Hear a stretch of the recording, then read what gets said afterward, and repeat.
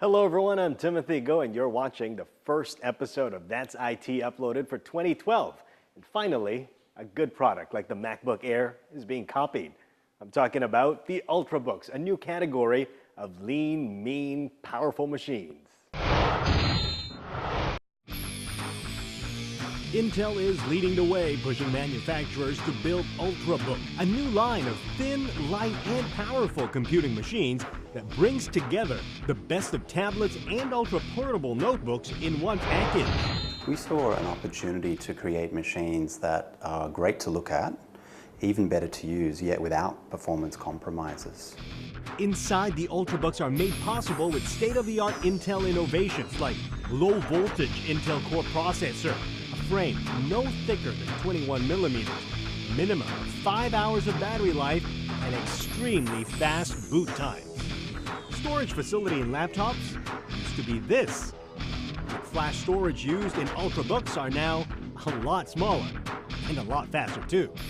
Also as important is what's not in there. We do not have a graphics card. The graphics is actually provided by the processor itself, so you don't need to take up extra space with the graphics card. Ultrabooks run on full PC versions of Microsoft Windows 7. But I think the best part is Ultrabooks have features standard on tablets. Always connected wireless links, solid-state drives, instant on activation, and longer battery lives on a single charge. In fact, with the upcoming release of Windows 8, we could be seeing new generation Ultrabooks even sooner. What you will start to see with the next generations is innovations in terms of capabilities. So Windows 8, for example, will bring touch and location awareness. You'll also start to see devices that blur the boundaries between a tablet and a laptop. So you'll see devices that have got a removable keyboard or really, really thin tablets that also have a keyboard. Wouldn't that be something to look forward to? Well, Intel is predicting 2012 to be the year of the Ultrabook. It plans to be a dominant form factor by 2013.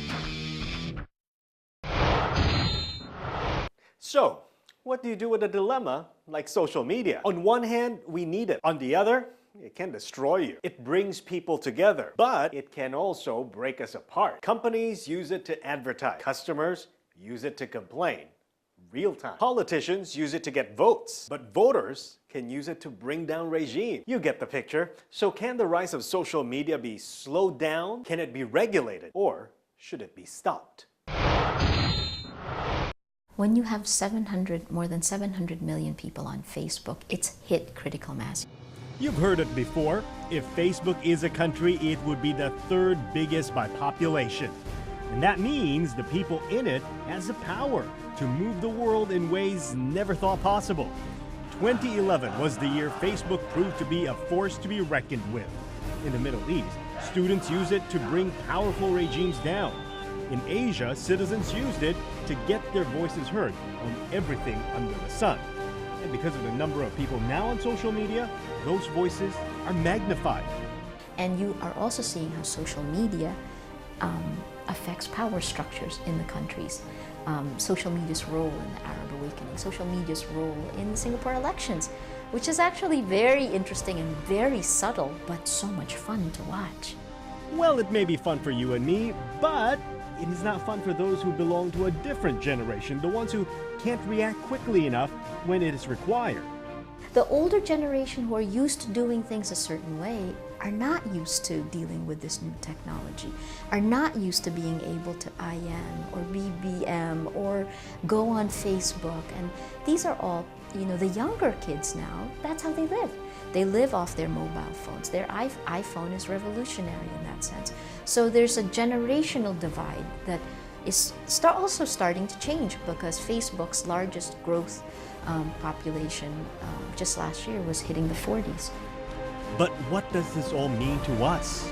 I think it's a transition because when you have Facebook hitting more than 700 million people on the planet in it, so this is now this alternate universe where people are communicating and sharing more of themselves than they do in real life.